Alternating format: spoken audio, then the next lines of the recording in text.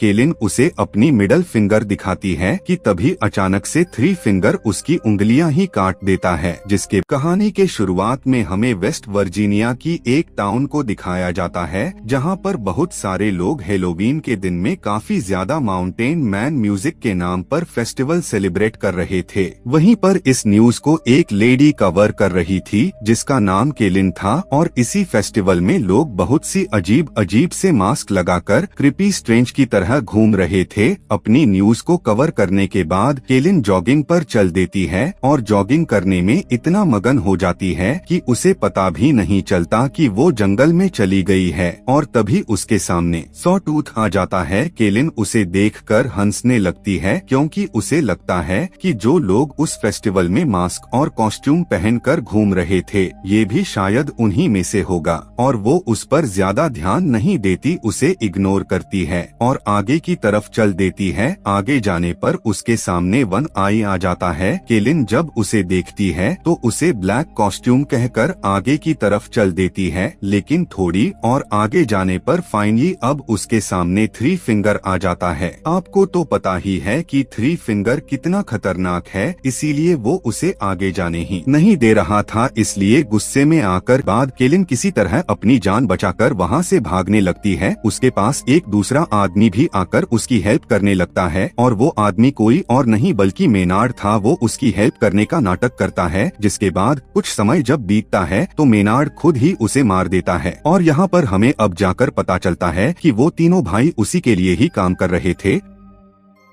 और वो तीनों भाई इस कहानी के पिछले पार्ट में उस सेनेटोरियम से निकलकर अब मेनार्ड को मिल ही गए। ये तीनों उसी के साथ रहकर उसी के लिए ही काम करते हैं क्योंकि मेनार्ड भी